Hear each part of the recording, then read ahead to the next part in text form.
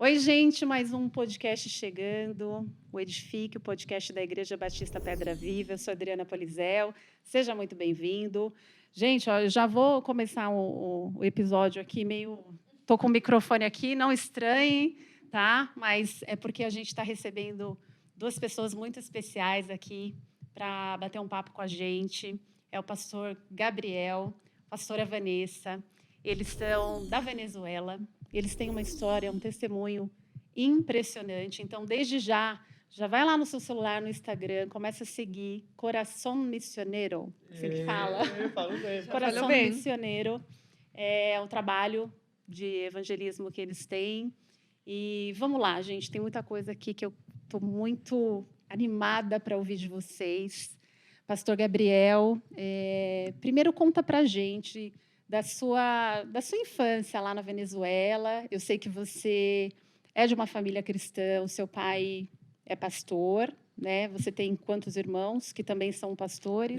Somos no total 4 irmãos de sangue, né? E dois irmãs adotadas, né? Que meu pai adotou, e minha mãe. Tá. E aí, o seu pai é pastor lá na Sim, Venezuela. meu pai é pastor, minha mãe Uhum. também. E eu cresci na igreja, né? Pulando nas cadeiras, né? Como toda criança que cresce pulando, correndo na igreja. Essa foi minha infância, graças a Deus, né? Uhum. Você não teve aquele período, então, de se desviar, de sair dos caminhos, de rebeldia? Quando você, filho, quando você nasce na igreja, tem uma parte boa, né? Que você graças a Deus, não estar fora da, da cobertura espiritual de Deus desde o começo, né? Você pode poupar na sua vida muitas dificuldades, mas também ser filho de pastor é muito complicado, né? Porque todos os erros que você comete, mesmo os erros que cometem outros, você é criticado, é atacado. E porque o filho do pastor, mas a gente também é humana, a gente também passa pelo seu processo. Acho que todos nós, como filhos de Deus, temos em nossa vida temporadas, né? E temos nossa temporada de conhecer a Deus, a temporada também de passar a prova, a dificuldade, a temporada de rebeldia, a temporada de voltar novamente aos pés de Deus, essa temporada de você se arrepender e nascer de novo, né? Todos nós passamos por isso, todos, seja crente ou não. Essa história que vemos na Bíblia de o povo de Israel no Egito, depois saindo do Egito, depois no deserto e depois entrando na terra prometida, essas etapas, também nós vivemos essas etapas em nossas vidas, sendo crente ou não. O fato de você nascer na igreja não faz você santo. O fato de você ser filho de pastor não faz você perfeito. E o fato de você nascer na igreja não quer dizer que você já é um doutor na palavra e que você já nasceu de novo, não? Você pode estar na igreja e ainda não nascer de novo. Você pode estar na igreja e ainda não ser um verdadeiro crente. Porque ser um verdadeiro crente vem de uma decisão interna. É você chegar a esse ponto de encontro com Deus e dizer: uau, eu me arrependo de meus pecados, eu me arrependo de minha rebeldia e eu não quero brigar mais contigo. E para você chegar nesse momento, você precisa já ter um nível de consciência maior, esse nível de internalizar. Eu não vou para a igreja por meus pais, eu não vou para a igreja porque eu nasci lá, eu vou para a igreja porque eu quero, né? Então, todos passamos por isso. Graças a Deus, aqueles que nascemos na igreja já temos as ferramentas para poder lutar com tudo. Então, teve a oportunidade de nascer um lar cristão, meus pais pastores, meus pais colombianos, eles chegaram na Venezuela, estamos falando 50 anos, acho, né? A Venezuela era um país Mas eles chegaram na Venezuela jovens? jovem, porque a Tá. Venezuela antigamente era um dos países, primeiro, que mais recebia estrangeiros, e segundo, um país com uma boa economia, com um bom nível de vida. Então, muitas pessoas de, Querían morar lá. Poxa, que coisa, né? olhavam a A gente não Venezuela consegue como imaginar, né? olhavam a Venezuela como um paraíso, como um lugar bom para morar. E, de fato, meus pais chegaram sem nada e conseguiram construir família, igreja, empresas. Então, em verdade, era esse país, né? Então, agora o que estamos vivendo os venezuelanos de sair, coisas que acontecem, né? Mas essa foi minha vida, cresci na igreja, graças a Deus, filho caçula, o mais novo de todos, Consentido da o casa, da consentido, igreja. mimado, né? E bom, essa é a Tá. nossa vida. E a Vanessa? Eu sei que a Vanessa chegou na sua vida e eu sei que tem uma manga no meio dessa história. Conta direito. Eita! Até da manga você falou? Olha, eu conheci a Vanessa quando eu tinha 16 anos, né? 16 anos na escola. Eu sentia uma coisa certa, né, na minha juventude, e era que eu queria servir a Deus. E eu falei para Deus, pai, eu quero conhecer minha esposa novo, e eu não quero perder tempo, porque sendo mais novo, toda a história que eu escutei na igreja, todo jovem rebelde com um namorado, outro namorado, olha, eu cresci meu pai ministrando os casais, os jovens, que você não pode ir com essa menina, que você namorou, que você Já fez. criou um trauma ali, né? Meu Deus, então eu cresci e eu falei, não, pai, eu quero conhecer minha esposa sendo novo, e eu não quero perder tempo nas paixões da mocidade, eu não quero perder minha vida nisso, eu quero cumprir, quero meu propósito, o propósito para o qual você me mandou, né? Me permite, e eu conheci ela na escola aos 16 anos. Só que tinha um 16, problema, eu não era crente. Então, Ai, ela foi ai, ai, a primeira. Não, eu tenho que contar a história. Mas foi a primeira pessoa que eu evangelicei, né? Meu Deus, Isso. você vê, né? Filho de pastor, os pais, né? Queria Sim. ser pastor e aí Ele conhece já uma estava moça. se formando. Conheci a Filistea. Ai, meu pai. Então, foi assim. Mas calma lá, o jovenzinho Calma. que está ouvindo aí, achando que tem a brecha. Não é assim, eu vamos vou explicar contar a história, direito. porque é Mas a importante. verdade é assim, né? Conheci alguém que não era crente e como temos que agir. Essa é a coisa, né? Porque muitas vezes a pessoa que vai compartilhar nossa vida não está na igreja. E mais em meu caso, que eu cresci na igreja e todos eram meus irmãos. Então, ficava muito... Eu era o caçula, ficava muito estranho eu casar com alguém, né? Sim. Então, mas conheci ela que não era crente, mas desde o primeiro momento fui claro com você, Ah, né? Vai, então. conta aí, então. Eu vou contar, porque o método que ele usou foi bem estranho, na verdade, mas funcionou. Por isso, não fiquem preocupados. Eu lembro que ele chegou na escola, assim, no último ano dele, para terceiro ano de ensino médio, eu estava no segundo ainda, uma coisa assim. Quando eu vi esse menino, eu falei, meu Deus, não. Se Deus existe, tem que existir. Quando eu vi ele, fiquei apaixonada. Mas, na verdade, nós não falávamos muito, só um menino novo, que tal? Eu lembro que a gente falou 3 vezes e, assim, de pronto, ele um dia me fala, olha, Vanessa, eu gosto muito de você. E eu, que bom, por dentro, que bom, porque eu também. Mas eu estou me preparando para ser pastor. E se você não começa, pelo menos, a ir para a igreja, eu nem vou falar com você, porque eu não vou me perder. Uau. Eu fiquei chocada na hora, sabe? Eu falei, mas que estratégia é essa tão estranha de falar para uma menina desse jeito? Já chegou chegando. O domingo eu estava na igreja. É mesmo. Mas você sabia o que era pastor? Você tinha... Nada. Minha família toda é católica. Eu nunca tinha ido para uma igreja evangélica. Na minha família, eu só tinha um tio, assim, muito longe que era cristão, mas eu não conhecia assim, a igreja cristã, nada. Só que ele me fala desse jeito, eu falo, tá bom, você está se preparando para isso? Deixa eu pelo menos conhecer, para não perder a chance, né? Desde esse domingo, eu não deixei nunca mais ir para a igreja. É mesmo? Você eu fiquei nunca apaixonada. Mais... Eu acho que esse domingo eu tive um encontro com Deus maravilhoso, que Deus preparou tudo para esse dia me falar. Mesmo, né? E algo que o Gabriel conseguiu, eu sempre falo, porque é um testemunho que nós temos, é que ele conseguiu que eu ficasse mais apaixonada de Deus do que dele. Ele conseguiu colocar meus olhos em Jesus. E isso fez que tudo, de ali para o frente, fosse mais simples, né? Eu estava apaixonada por ele, mas meu amor por Deus cresceu de um jeito que me manteve firme em todos os momentos que vivemos depois, que não foram fáceis, né? Mas acho que também conhecer a fraqueza, né? Acho que a maior qualidade de um crente é conhecer sua debilidade, sua fraqueza. Eu sabia minha carne, meus desejos. Eu sabia que se eu ficava namorando, ia me perder, porque gostava das meninas, normal. Graças Olha, a Deus, mas... então era um negócio de me cuidar, conhecendo também minha fraqueza, minha carne, minha debilidade, né?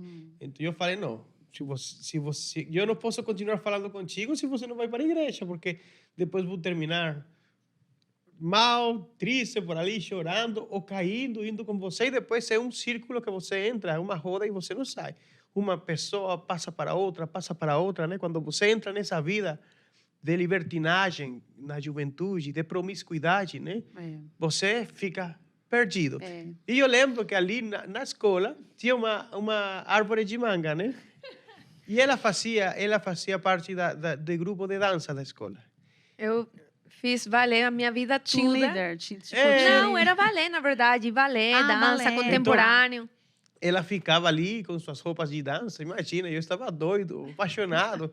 Então, ela me perguntava, o que você faz ali? É porque as aulas de dança eram de tarde. Todo mundo já ia embora. Só estávamos o grupo de dança. E o Gabriel sentado lá. E eu falava, que estranho, esse menino fica ali. Só ele ali, Até que eu perguntei um dia, você que faz aqui toda tarde? E ele, que eu fico pegando manga. Porque foi a primeira coisa que veio na minha mente, né? O engraçado do assunto é que quando eu chegava em casa, eu tinha mangas na minha bolsa, na minha mochila, sabe? Eu tinha mangas e eu falava, então ele pega mangas, coloca aqui para eu comer em casa. Olha e assim só, foi ele o te dava momento da manga. então. Isso, ele pegava mangas para mim. Antes de Vanessa, eu estudava em outra escola. E também tinha conhecido outra menina, que também... Só que ela não era tão linda. Não era tão linda. Porque realmente, Mas eu tinha Deus falado a caprichou, mesma coisa. né? Estávamos ali e eu falei, olha, eu sou crente, eu sou filho de pastor, se você quer alguma coisa comigo, tem que ir para a igreja. E a menina falou, eu não quero ir para a igreja. Lembro que esse foi o primeiro dor que eu recebi. Eu falei, bom, foi... Mas chegou a segunda, que foi a Vanessa, né? A segunda menina da qual eu tomei o desafio de falar, né? O coragem de falar. E ela falou que sim. E ela, graças a Deus, foi a minha primeira namorada, né? A primeira e a única, certo, Vanessa? Não? E a única. Não tem mais. Ali casamos aos 19 anos. Tudo isso aconteceu, tínhamos 17. E eu falei para meu pai, Éramos muito novos. jovens. E eu falei para meu pai, eu quero me casar aos 16 anos. Meu pai, meu Deus. Isso, meu filho. Você tá doido? Minha mãe quase me amarrou num quarto. Isso. E eles nos levaram até os 19 Até anos. os 19 né? anos. Foram 3 anos.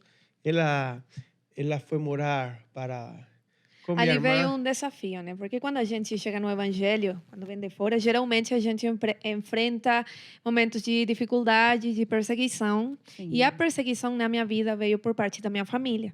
Eles não achavam certo eu deixar minha religião por um homem. Só que eles não conseguiram entender no momento que não era por Gabriel. Era porque eu, de verdade, teve um encontro com Deus e Ele estava mudando e transformando a minha vida. Só que assim, você sabe como são os jovens, nós somos muito apaixonados, então, quando eu conheci de Deus, da igreja, eu queria participar em todos os compromissos da igreja, em todos os ministérios da igreja, eu praticamente queria morar na igreja o dia todo. E minha mãe não gostou da ideia. Na verdade, minha mãe é uma mulher muito firme e começamos a ter um relacionamento muito difícil na época. E um dia ela chegou assim, me falou, olha, Vanessa, você vai ter que decidir. E eu, tá. Você vai decidir entre Deus e a sua família. E eu falei, mãe, não faça isso porque eu já conheço de Deus. Então, me fala hoje por quem você vai decidir. E eu falei, mãe, eu vou decidir por Deus. Então, pega suas coisas e vai embora da casa. Eu tinha 17 anos, eu saí de casa. Graças a Deus, eu já tinha uma igreja, uma família. Minha cunhada me acolheu no momento, meus sogros foram meus pais. Deus já restaurou minha família. Hoje, meu relacionamento com minha mãe e minha família é maravilhoso. Eles estiveram aqui em dezembro. Mas na época foi difícil. E como que você fez? Como que você foi então para a casa para casa Da do família, pastor. praticamente, do Gabriel, né? Fui para lá. Minha avó, ela continuou pagando minha escola, me ajudando economicamente, mas nós começamos a trabalhar. Porque a gente... eu tinha 17, eu queria já uma vida, eu estava quase acabando a escola, ia entrar na faculdade. Meus sogros, eles ofereceram me ajudar com a faculdade, eu trabalhava na empresa deles e estudava depois na faculdade. E já a gente, como tinha planejamento de se casar, começamos a empreender, fazer empresas de transporte. Nós gente casou aos estudamos 19 anos, com né? 19 anos. Mas Tínhamos sabe- muitos sonhos. Sabe uma coisa? Hoje eu vejo, né? Dentro a parte de minha sogra, eu tenho um muito bom relacionamento com ela. Cara, eu tivesse feito a mesma coisa. Eu faria com minha filha mesmo. Chega uma menina de 16 anos, fala, vou me casar, Uhum. vou pegar outra religião, vou... Olha, e sabendo também que ela teve, também casou nova, muito nova. E não deu E certo. não deu certo o Então casamento. ela tinha muito temor do que estava Mas acontecendo. a Ela me diferença falava, filha, e o que ela, talvez, em meio de suas dificuldades, tentou fazer o que ela... Mas a diferença é que Jesus estava no negócio, né? Então, Sim. a nossa história, graças a Deus, nosso casamento, já temos quantos anos casados? 16 anos. 16 anos. 16 anos. Mas qual é a diferença? Jesus. Porque sem Jesus, com certeza, já tivesse acabado há muito tempo. E nós, desde... Desculpa, Sim, eu imagino assim também o coração da sua mãe, porque certamente Hoje eu deve ter consigo doído entender. muito. Eu hoje consigo entender e, de fato, já desde o princípio, a gente saiu de casa e tudo isso, mas desde o princípio foi tentar solventar com ela a situação. De fato, eu lembro que quando a gente já colocou data de casamento e tudo isso, meu pai nos ajudou, ele fez a festa, a boda, tudo para nós. E eu falei, acho que 2 meses antes do dia do casamento, mãe, está tudo pronto. Mas eu não vou casar sem sua bênção. Eu preciso que você esteja lá, que você me entregue no altar. Minha mãe foi mãe só. Ela foi mãe, pai, tudo. Conseguiu nos levantar, 3 irmãos. Então, para mim, ela era tudo. Sim. E eu falei, eu vou suspender tudo se você não está nesse dia. Nesse dia, minha mãe me falou, filha, eu vou estar ali. Ainda sinto muito temor do que você está fazendo. Eu fiz o mesmo e não deu certo. Então, mas ela falou, mas eu vou confiar em que vocês vão conseguir. Ela foi nesse dia, me entregou no altar. E graças a Deus, desde esse dia, Deus foi curando Ali foi a tudo. reconciliação. Na verdade, a reconciliação assim, verdadeira foi o dia que eu falei, mãe, você vai ser avó. Esse dia, Aí eu não acho tem que Deus como, curou coração- tudo. O coração mais duro Já tínhamos amolece. um ano de casados, né? E chegou Natasha. Nossa pequena. Mas um ano, então, de Mas casado. durante Ah, todo o processo... Foi bem rápido.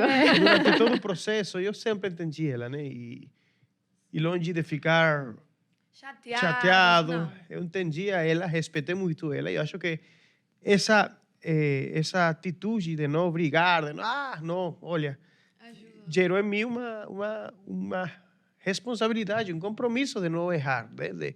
de mostrar com fatos, não com palavras, que ela estava fazendo a decisão certa, mas com fatos.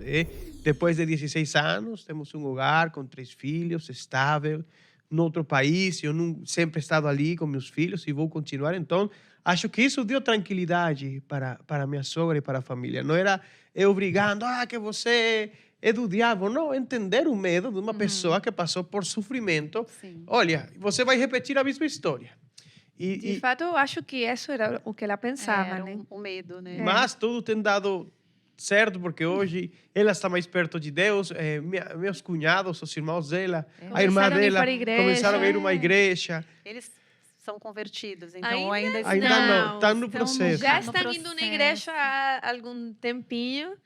Eu Mas estou o melhor aguardando o jeito- dia da conversão. O melhor jeito de evangelizar eles não tem sido com uma palavra ou com um discurso, tem sido com testemunha. Mostrando para eles como é a vida cristã, como Vanessa, os meninos estão, né? Então, é o único jeito de evangelizar pessoas assim. Não tem verdade. outro. E ali, então, começou o seu primeiro desafio na vida cristã, o primeiro de muitos que viriam pela frente, né? Então vamos lá, vamos entrar na história mesmo. Vocês, então, viveram ali na Venezuela, nasceram lá, viveram até quantos anos ali na Venezuela? Olha, nós há 3, 4 anos, né? 31 anos Vocês estão de há idade. 4 anos aqui Há no 4 Brasil. anos. Vamos fazer 4 em novembro. Claro, tá. todo o casamento, começamos muito novo, todos, mas é que eu já estava muito claro na minha vida o que eu queria, né? Já estava todo como que muito planejado. Vou fazer isso, vou terminar a faculdade, vou me casar novo, vou ter filhos, Plano assim, vou servir perfeito. Deus, vou percorrer Venezuela pregando o evangelho, vou formar parte da geração que vai gerar um avivamento na Venezuela, vou formar parte da geração que vai fazer de Venezuela um melhor lugar, vou trabalhar na igreja com meus pais, vou continuar o legado de meus pais. Esse era o nosso planejamento. Só que quando a gente tinha 9 anos de idade, há muito tempo antes de tudo isso, nosso país, infelizmente, foi pegado por uma ideologia contrária à democracia, a tudo que a Venezuela via. E começou, desde que nós tínhamos 9 anos, começou o sistema em nosso país social, uma divisão social muito forte. Foi o primeiro que aconteceu na Venezuela, uma divisão de famílias, famílias divididas por causa de política, irmãos divididos por causa de política que não falavam, porque colocava camisa vermelha e outro colocava camisa azul. Então, famílias divididas. Eram então, brigas reais, então, então. Casais então, se separando. o que por aconteceu causa na da Venezuela? Meu Deus, gente. O que aconteceu na Venezuela, o resultado que hoje vemos politicamente e economicamente começou como uma divisão social, uma divisão no tecido mais profundo do venezuelano, nas famílias, porque as pessoas que pegaram o poder começaram a dividir, um discurso de divisão, de separação, um discurso onde a gente que tem menos começava a olhar os que têm mais com inveja, com raiva, a culpar eles. Então, ali começou. Então, isso quando nós tínhamos 9 anos, começou o país pouco a pouco a se dividir, e quando a gente vai planejando a vida, vai planejando tudo, chega aos 21 anos, começa, eu lembro que começaram na Venezuela manifestos, protestos, e a gente sem entender, porque a gente era estudante, era jovem, né? Na igreja. Não tinha muito conhecimento ali. Mas começa de um dia para outro, já não tem comida, não tem farinha, não tem açúcar no supermercado. Olha, o que está acontecendo? O negócio começa a ficar pesado economicamente, a moeda começa a se devaluar, um monte de coisas. E então começa a faltar comida, a empresa de meus pais, que era uma empresa muito forte, começa a ter dificuldades, al igual que o 90% das empresas venezuelanas. Eles tinham empresa do quê? Construção. Ela fez Construção faculdade civil. de arquitetura e eu fiz faculdade de engenharia, né? Então, a faculdade onde estamos estudando fecha por causa da crise. A gente não conseguiram acabar. não consegue o curso. concluir. Ele ficou no último ano. Faltava 1 ano e meio para acabar. A faculdade fechou. A gente não conseguiu Não terminar. conseguiu concluir porque o planejamento que estava feito de um dia para outro começou. Olha, o que está acontecendo Tipo aqui? um terremoto. Tudo começou a se Então mover. a gente tivemos que pegar, olha, temos que sair, trabalhar. Então começamos os dois muito novos, trabalhar, porque a empresa já não estava dando suficiente, o trabalho, já não estávamos vendendo casas. Mas então começa uma coisa, a perseguição, começa a colocar muitos venezuelanos na cadeia, presos por questões políticas. Então você começa, olha, o que está acontecendo? Isso não está certo, isso é injustiça. E quando você vê, desde os 20 anos aos 30 anos, em 10 anos, a Venezuela foi de um país top para o chão. E toda a nossa vida mudou. Todo o nosso planejamento mudou. Porque já você tem uma filha e não consegue fraldas. Para você comprar fraldas, tem que fazer 5 ou 6 horas de cola, de fila. Para você encher seu carro de gasolina, você tem que passar 2 dias fazendo fila. Para um dia para outro, a luz vai embora e você fica 1 semana sem luz. A água chega a cada 15 dias. Então, não dá para você separar. Então, nesse país de 2 jovens, filhos de pais que trabalharam, que se esforçaram, porque a família dela é gente também profissionista, que trabalhou para que ela tivesse um futuro. Meus pais também, que chegaram sem nada, 40 anos. E tem ali seus filhos, olha, você vai ter um futuro prometedor, você vai ter um futuro promissor. Em 10 anos, todos esses planejamentos acabam. Tudo acaba. Agora o planejamento não é que eu vou estudar. Agora o planejamento é que eu vou comer amanhã. É, como vou sobreviver. Como vou O conseguir leite para meus o filhos? planejamento não é qual empresa vou fazer, vou empreender. O planejamento é só podemos comprar um frango por mês. Então a vida, todo mudou. Todo E mudou. tudo isso ia da mão com o ministério que nós já tínhamos. Nós começamos um ministério juvenil na igreja, muito novos também. Eu acho que tínhamos 18 anos. E o ministério chegou um momento que ele cresceu muito, mas manter esse trabalho começou a ser muito difícil. A gente trabalhava através do esporte, a dança, a cultura, música. Nós tínhamos um ministério de 5.000 jovens. Um ministério que Nossa, cresceu gente. muito, era uma bênção. Nós, Que através é do futebol, Pra ser Isso. missionário. no princípio tinha outro nome, Sim. na verdade. Tá. Mas nós usávamos assim, ferramentas esportivas e culturais. O Gabriel começou a ser professor de futebol. Então, tínhamos uma liga de futebol cristã muito grande. Chegamos a ter uma equipe no futebol venezuelano, profissional, de terceira divisão. E tudo isso era patrocinado pela empresa familiar. Só que chegou uma hora que não conseguíamos mais. Estavam as almas ali, a gente não tinha como manter o trabalho. Deus nos dá uma ferramenta de começar a sair como missionários para buscar parceiros a nos apoiarem no trabalho da Venezuela. E assim a gente começou a viajar como coração missioneiro. Tá, e aí vocês viajaram para onde? Brasil 3 vezes, Brasil, Ah, você já tinha México, Colômbia. Colômbia Para procurar o sustento, né? Entendi. e levar. voltar. Então, na nossa mente, foi assim, tá, o planejamento mudou um pouco. Agora a gente tem que incluir viagens missionárias, porque a vida missionária acaba apaixonando, é linda demais. Então, vamos fazer uma viagem por ano e voltamos para casa. Uma viagem por ano e voltamos para casa. Chegou uma hora que a gente já não podia voltar para casa, porque lá não tínhamos como continuar vivendo. Então, a gente passa de ser uma igreja na Venezuela política, porque eu começo a pensar, até meus 19 anos, 18 anos, eu nem sabia quem era o presidente. Nem sabia quem era o presidente da Venezuela. Só que a igreja, em nossa a cúpula religiosa cristã, estávamos ali. Mas a crise do país começou a entrar na igreja. Os irmãos, cada vez mais dificuldades, não tem medicamento, não tem comida nas suas casas. Então você começa como a acordar e falar, cara, Já está afetando. não dá para você isolar, não dá para você isolar a igreja do país, não dá para você isolar a igreja do que está acontecendo. Então, em 10 anos, nossa vida mudou por completo, nossa concepção, e começamos a entender, cara, os cristãos precisamos nos envolver em nossos países, precisamos votar, precisamos fazer parte, porque senão quando você acorda muito tarde.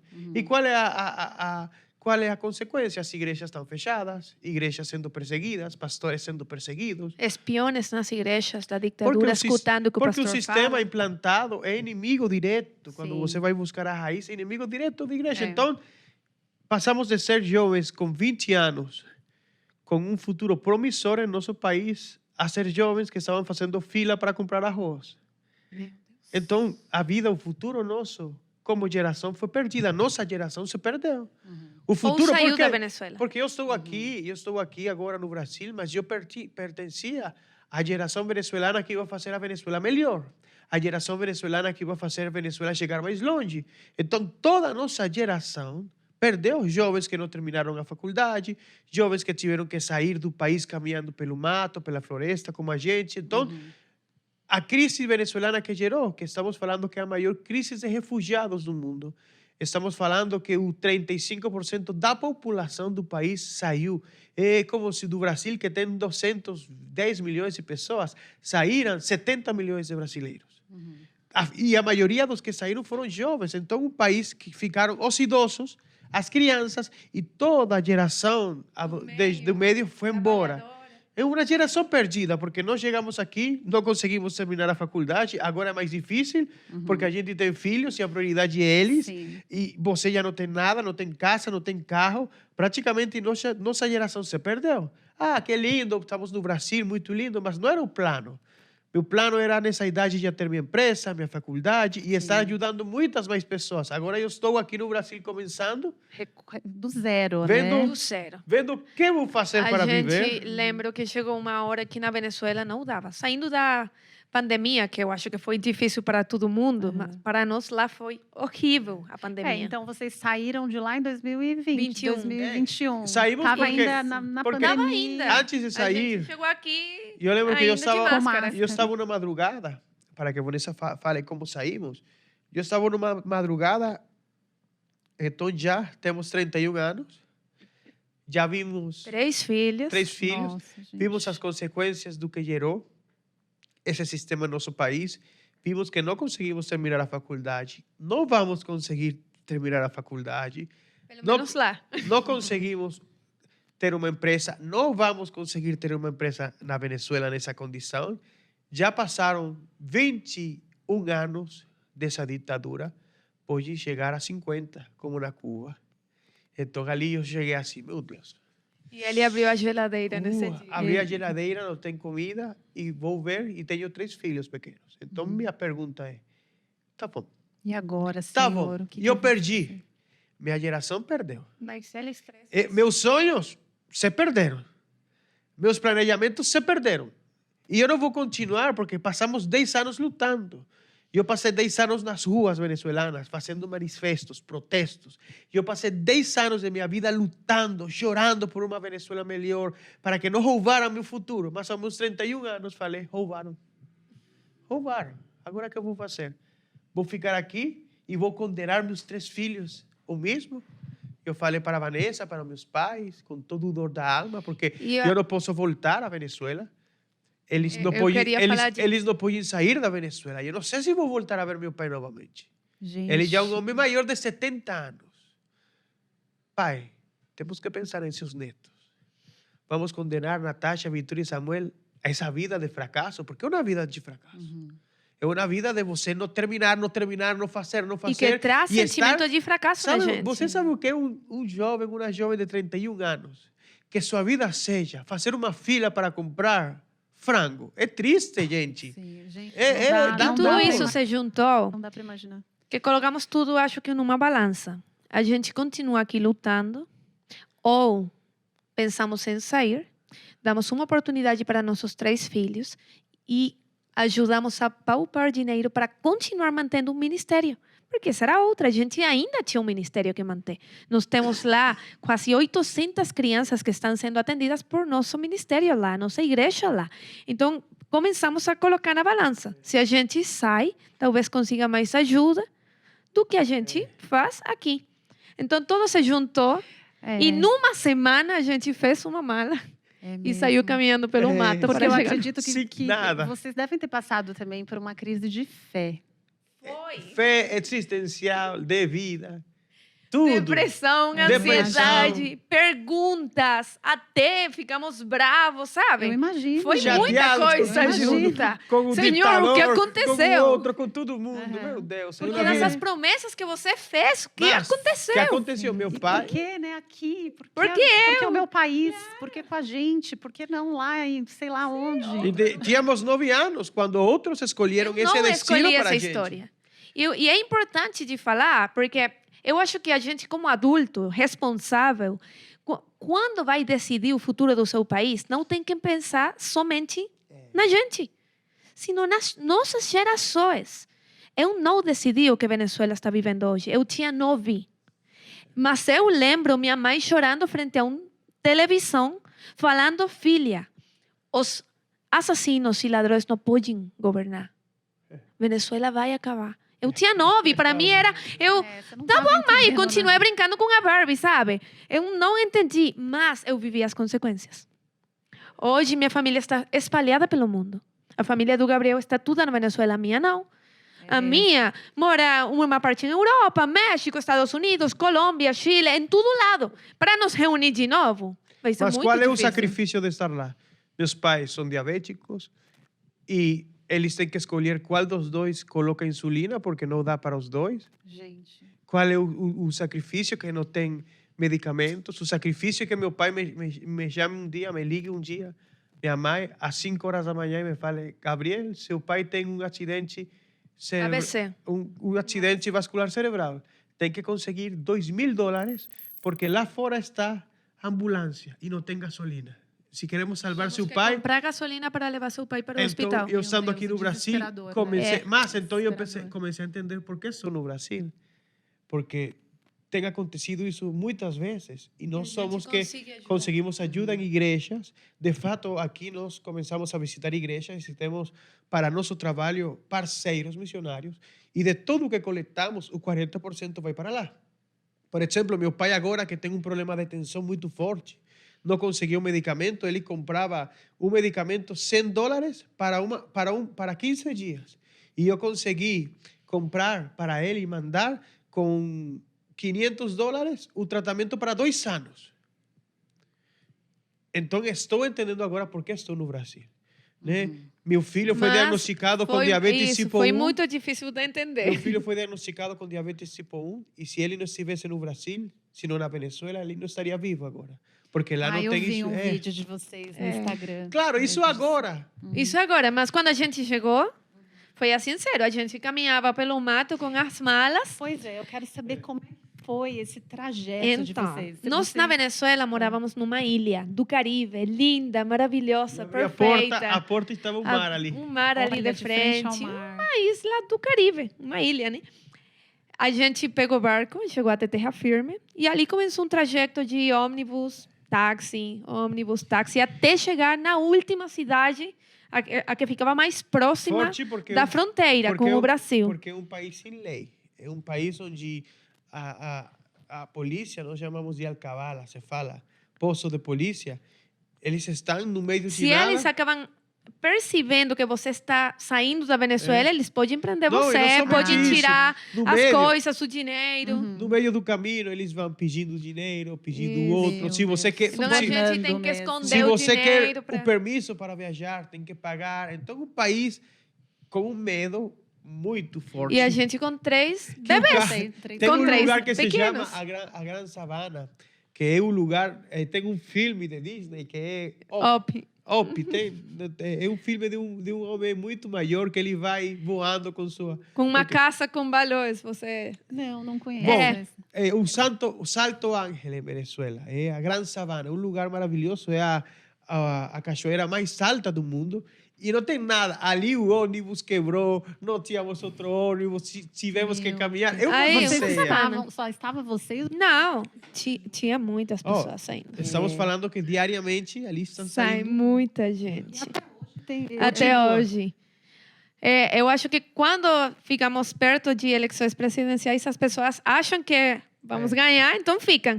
Depois de que eles novamente ganham, outra vez então, saem um monte de pessoas. De uma semana. Uma semana foi no total. A gente saiu, percorreu... De um estado para outro, a gente morava no norte, o Brasil fica no sul, então, até chegar na última cidade... E tudo isso vocês iam seguindo como? O que guiava vocês?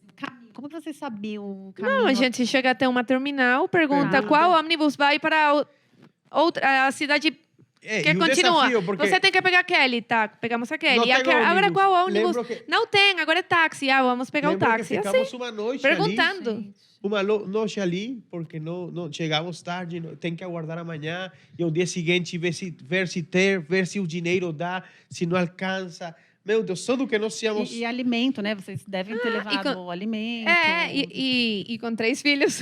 Então, você faz tudo isso. Sai com R$1.000, por exemplo. Você chega lá na fronteira com 5. Sim, porque você teve que pagar a polícia, ao outro. E já na parte já no final a gente chegamos e nos falaram, então, o carro chega até aqui. Agora temos que continuar caminhando. Ali está a estrada oficial. Ali está a fronteira do Brasil. Está fechado, vocês têm que passar por lá. A fronteira do Brasil, a fronteira da Venezuela. Mas você não pode sair por ali porque a polícia venezuelana não vai deixar. Então tem que começar a caminhar por lá, que é um monte. Então o cojote guiando a gente com malas, choveu, Foi um desafio, mas Ai, gente, meu Deus.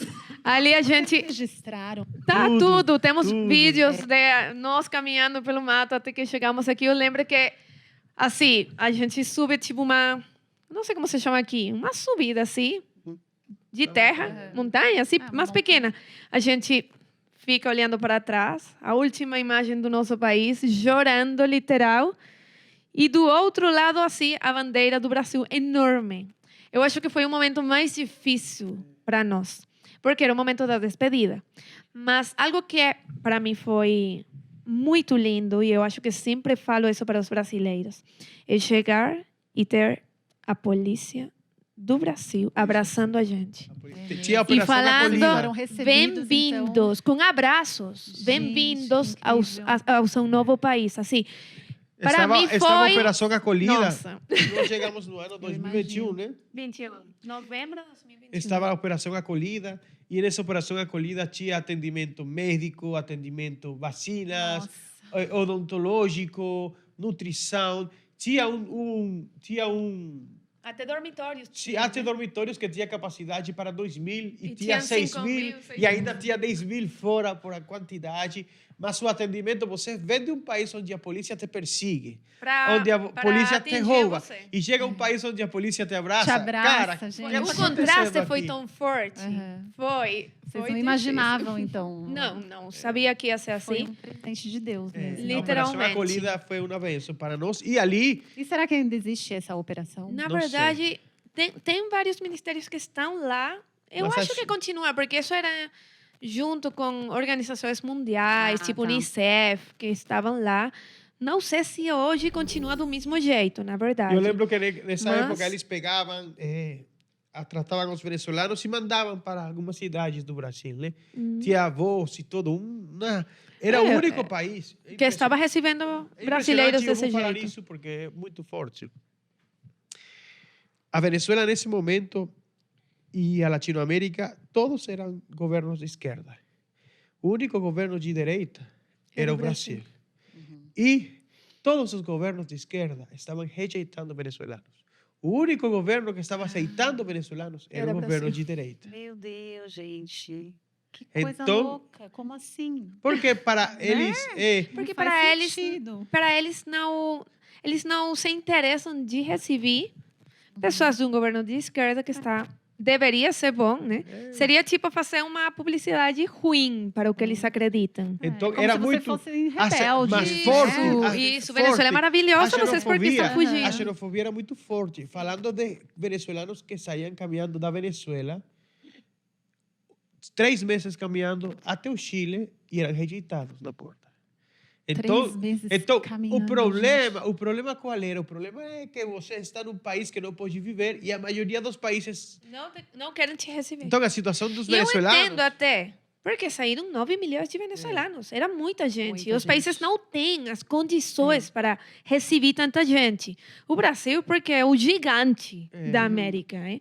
Mas tem países como Colômbia, que não é um país tão grande assim. E ali tem 3 milhões de Então, venezuelanos. Certamente, a Então- gente nunca, sempre tenta ser muito respeituoso, né? Com a situação interna do Brasil, a situação social, a situação política, porque a gente não é brasileiro e não conhecemos A história. toda a parte Sim, interna, como sim. posso falar da Venezuela. Então, a gente sempre tem muito cuidado. Mas, na minha experiência, qual é? Gabriel Orozco com Vanessa e 3 filhos. Que no momento que eu saí de meu país, que era governado por uma ideologia, onde os venezuelanos estavam morrendo de fome, outros países na Latinoamérica que eram governados por essa ideologia nos rejeitaram. E o único país que era de outra ideologia, não sei se viu. Então, Aham. o que posso falar? A minha vivência do que Sim, aconteceu. não tem como, é a experiência de vocês, né? E isso é interessante porque fala-se muito, né, que a gente não deve misturar política com religião. É. Qual que é a opinião de vocês sobre isso?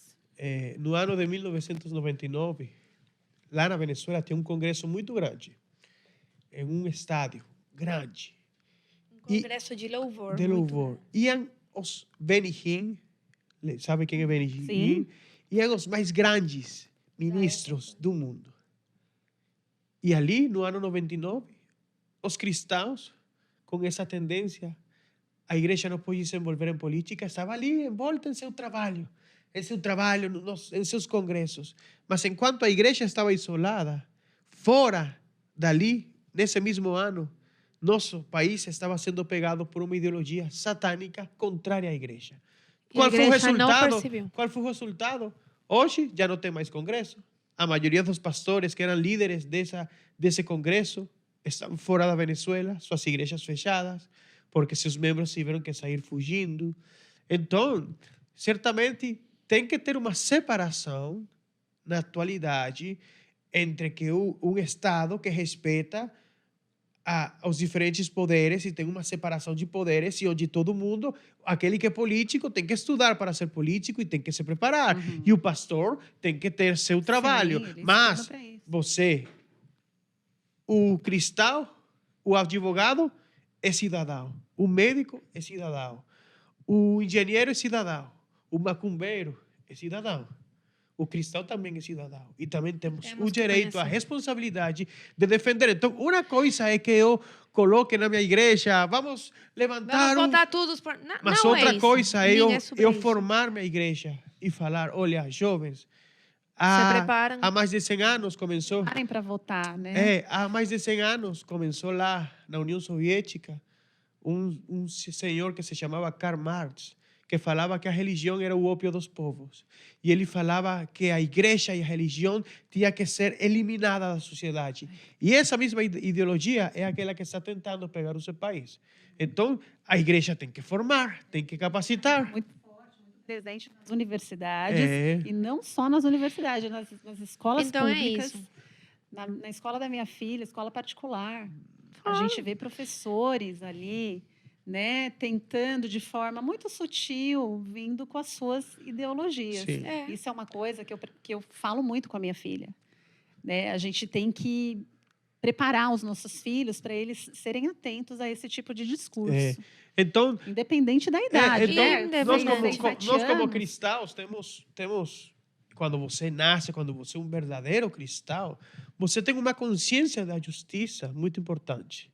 Então, você não pode privar seu direito de participar em seu país, na vida comum, na vida social, na vida política de seu país. É seu direito, você é um cidadão, você paga impostos, você cumpre as regras, você também tem uma responsabilidade. E eu acho que um cristão que seja político é um cristão responsável. Por quê? Porque um cidadão apolítico é um cidadão.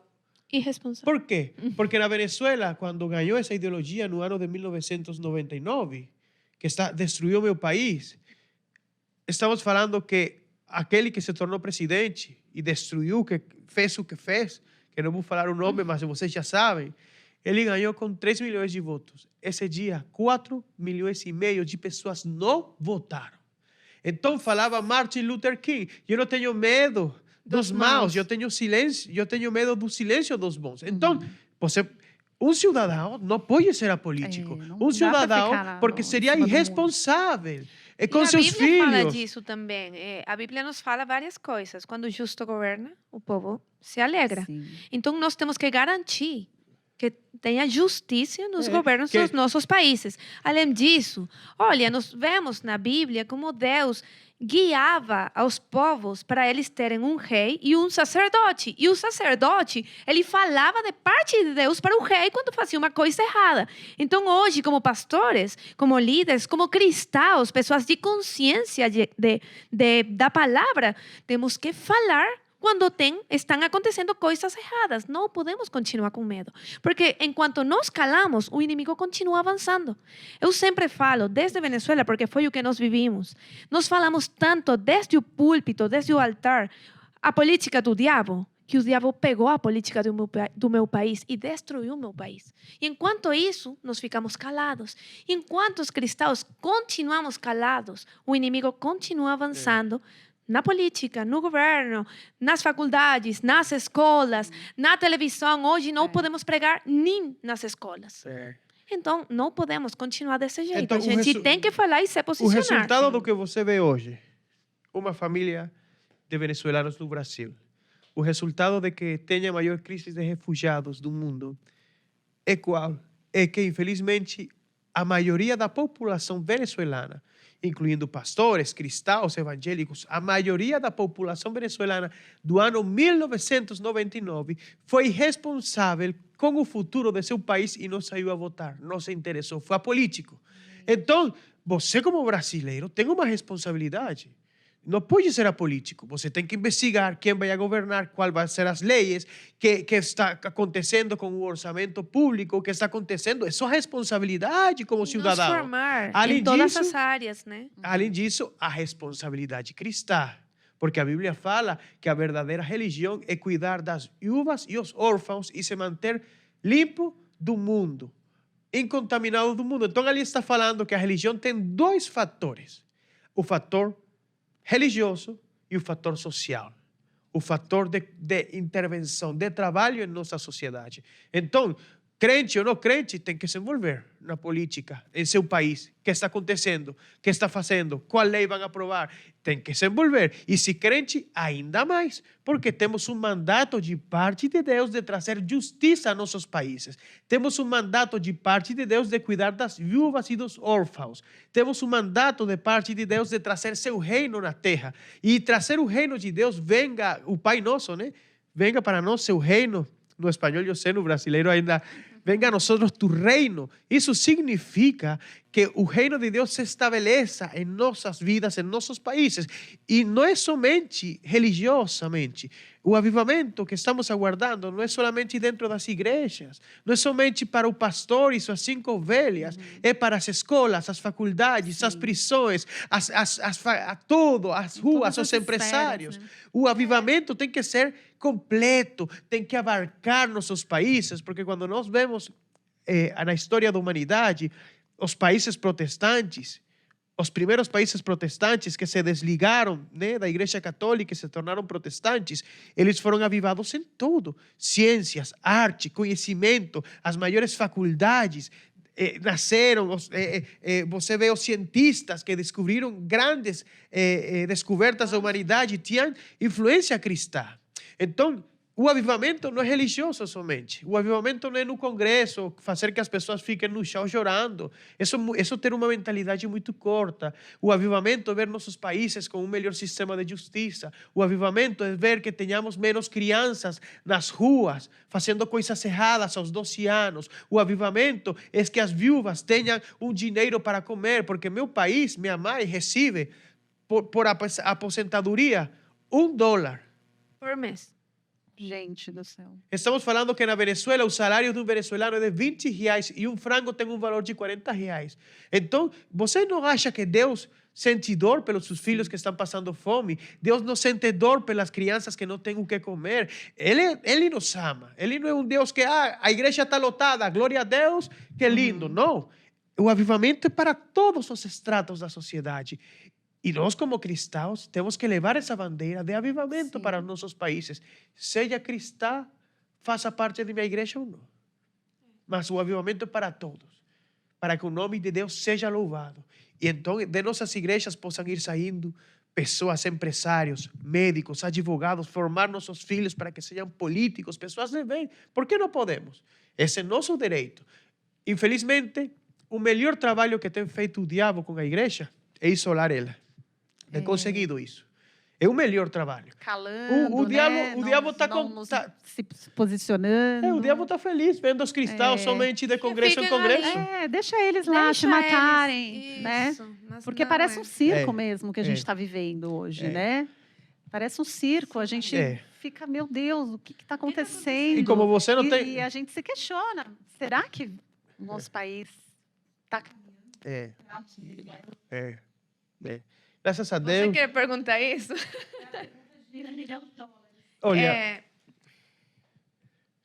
Eu não sei, mas na verdade o libreto é o mesmo. A gente sente que está vivendo tudo de novo. Só perseguição, depende a de vocês. censura. Misericórdia, Só Senhor. depende de vocês. Mas Depende do o brasileiro. libreto é o mesmo. depende do brasileiro, porque é uma encruzilhada onde se você não age, depois, quando Depois você vai ser acorda, mais é difícil. tarde para caramba. Infelizmente, Nós vivimos, quando acordamos, foi tarde. foi tarde. Hoje na Triste. Venezuela tem um avivamento religioso tem nas ruas, dos pastores que ficaram e começaram a entender que, como cristãos, nosso trabalho não é ficar ali dentro das quatro paredes, sino que temos que sair e ajudar as pessoas que estão sofrendo. Não serve só orar por eles, temos que levar um prato de comida, temos que levar medicamentos, ajudar a eles a sair para o frente, implantar na mente das crianças esperança, alvos de vida. Mas isso acontece hoje, quando estamos vivendo, eu acho que o nosso maior deserto como país. Eu acho que Só depende de vocês se vão aprender desse jeito ou não. acho que o Brasil está vivendo seus momentos, suas horas mais importantes, né? Onde sua democracia está sendo testada, onde sua liberdade está sendo testada. Tem forças de ambos lados, né? Então, eu acho que é um momento crucial. A encruzilhada, ali está, os dois caminhos. E nós simplesmente estamos vendo qual é a escolha, Muito. qual é a escolha do brasileiro. E depende muito da igreja. E falta praticamente um ano É. para isso. E o papel da igreja, do cristão, que ama, porque o ensinamento de Jesus é amar o próximo, mas que a você mesmo, é entrega. Então, o papel do crente é tão importante, por quê? Porque se você é um bom crente, você não trabalha para ter um benefício. Eu não quero que o Brasil ganhe um candidato para meu benefício. Eu quero que o benefício seja que o Brasil seja um lugar melhor. Então, o papel do crente, da igreja, que é tão forte no Brasil, é muito importante. Se posicionar não é a favor de um homem, é o que as pessoas não entendem.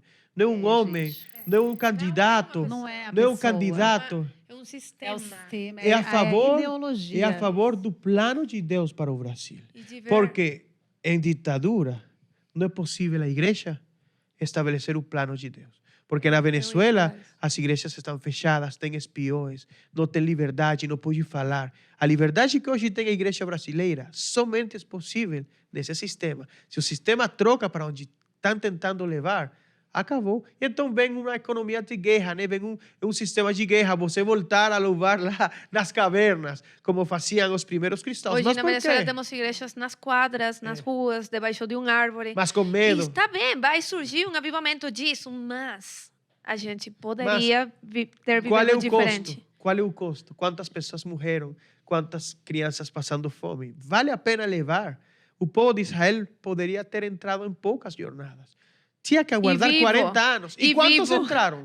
Porque os Entende? que entraram foram as seguintes gerações. Então, eu sempre me faço essa pergunta. Olha, o Brasil está caminhando. Não é o Brasil, é a América toda.